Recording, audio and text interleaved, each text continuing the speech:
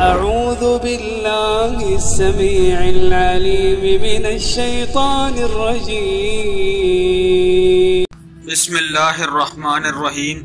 Islamic world T V کے دوستو السلام علیکم۔ ناظرین، آج ہم آپ کے لیے ایک نئی ویڈیو کے ساتھ حاضر ہوئے ہیں۔ دوستو، جیسے کہ ہم نے آپ کے لیے ایک پہلے ویڈیو بنائی تھی یہودی کون ہیں، اس پوری ویڈیو کے اندر ہم نے آپ کو یہودیوں کے بارے میں بتایا تھا کہ یہودی کون ہیں۔ تو اسی ویڈیو میں نے آپ کو بتایا تھا کہ میں آپ کے لیے ایک ویڈیو لے کر آؤں گا جس میں آپ کو تابوت سکینہ کے بارے میں بتاؤں گا۔ تو دوستو، آج کی اس ویڈیو میں آپ کو تابوت سکینہ کے بارے میں بتاؤں گا تابوت سکینہ کیا ہے۔ تو دوستو، اگر آپ کو ہماری ویڈیو پسند آتی ہے تو ہماری ویڈیو کو لائک کریں اور کمنٹس میں ہمیں ضرور بتائیں کہ آپ کو ہماری ویڈیو کیسی لگی، اور اس ویڈیو کو زیادہ سے زیادہ شیئر کریں تاکہ یہ نالج تمام دوستوں تک پہنچ سکے۔ تو چلیے دوستو، چلتے ہیں ویڈیو کی جانب، لیکن اس سے پہلے ہمارے چینل کے سبسکرائب بٹن پر کلک کریں اور بیل آئیکن پر ضرور کلک کریں تاکہ ہر آنے والی نئی ویڈیو کا نوٹیفیکیشن آپ کو ملتا رہے۔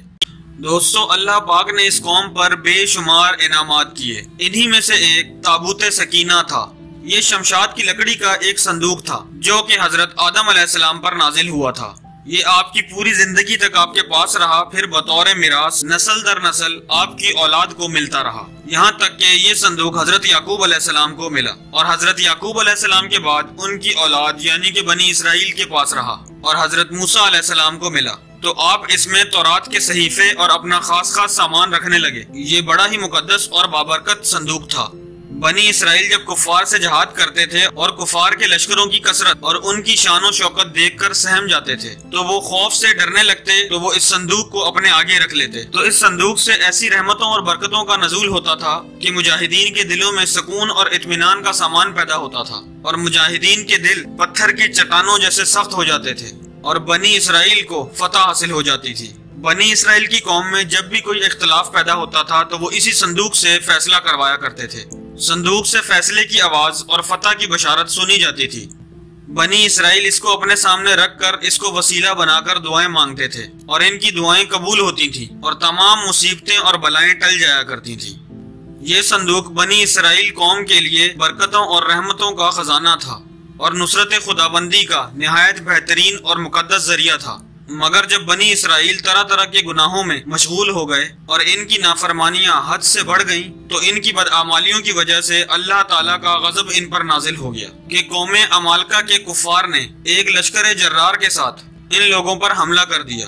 ان کافروں نے بنی اسرائیل کا قتل عام کر کے ان کی بستیوں کو جلا دیا اور عمارتوں کو توڑ کر سارے شہر کو تہس نہس کر دیا، اور اس متبادل صندوق کو بھی اٹھا کر لے گئے اور اس مقدس تابوت کو کوڑے خانے میں پھینک دیا۔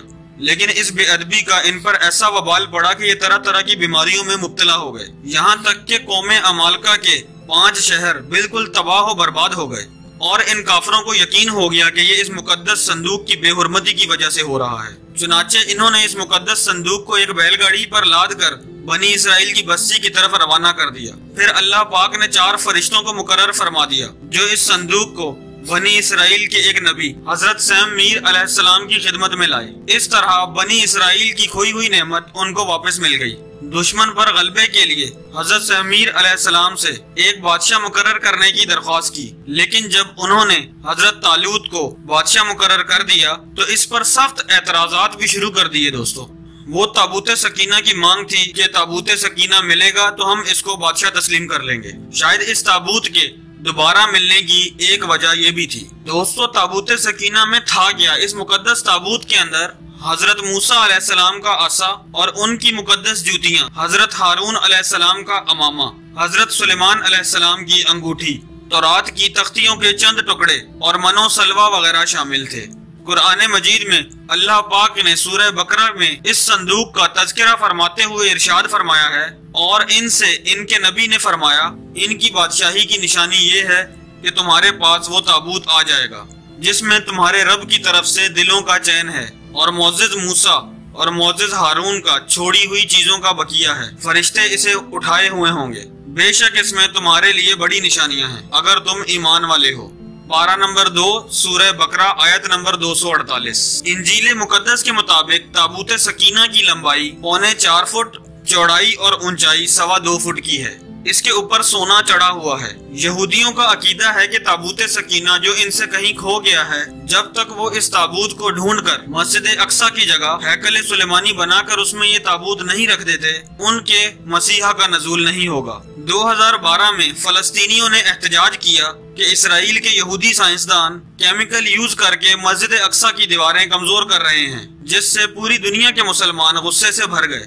اس سے صاف ظاہر ہوتا ہے کہ یہودی اپنے مشن کے لیے ایڑی چوٹی کا زور لگا رہے ہیں، اور دوسری طرف آثار قدیمہ کے علم میں وہ دنیا کے کونے کونے میں تابوت سکینہ تلاش کر رہے ہیں۔ تابوت سکینہ کے بارے میں 100% تو کوئی بھی نہیں دعویٰ کر سکتا کہ یہ کہاں موجود ہے میرے دوستو، کیونکہ کافی روایات موجود ہیں جن کے مطابق مختلف فتوحات کی بنا پر مختلف لوگوں کو یہ تابوت ملا۔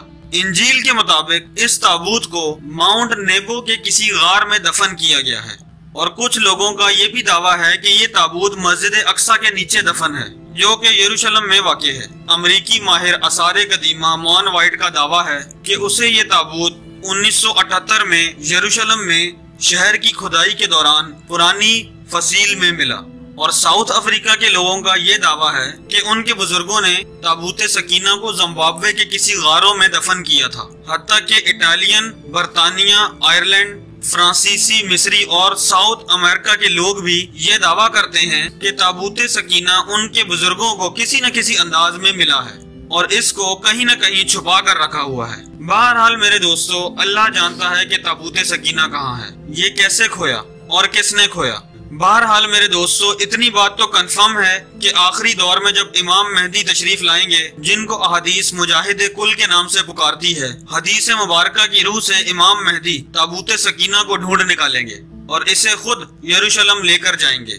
اس وقت دنیا بھر کے یہودی یروشلم میں موجود ہوں گے۔ امام مہدی علیہ السلام تابوت سکینہ کو کھولیں گے اور تمام یہودی تسلیم کر لیں گے کہ یہی اصلی تابوت سکینہ ہے۔ اس کے بعد دجال ظاہر ہو جائے گا، اور پھر حضرت عیسیٰ علیہ السلام کا نزول ہوگا۔ یہ نزول دمشق کی جامع مسجد کے مینار پر فجر کی نماز کے وقت ہوگا۔ پھر ایک عظیم جنگ ہوگی، اور اس کے بعد یاجوج ماجوج کا فتنہ برپا ہو جائے گا۔ تو دوستو، ان سب چیزوں کے بارے میں ہم آپ کو آنے والی ویڈیوز میں بتاتے رہیں گے۔ دوستو، مجھے یقین ہے کہ آپ کو ہماری یہ ویڈیو ضرور پسند آئی ہوگی۔ ہماری ویڈیو کو لائک کریں اور کمنٹس میں ہمیں ضرور بتائیں کہ ویڈیو کیسی لگی، اور اس ویڈیو کو زیادہ سے زیادہ شیئر کریں تاکہ ہمارے تمام دوستوں کو ان چیزوں کے بارے میں نالج حاصل ہو سکے۔ شکریہ۔